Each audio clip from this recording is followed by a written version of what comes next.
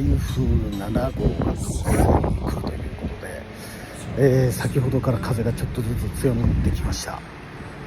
雲もですね、かなりやばい雲です。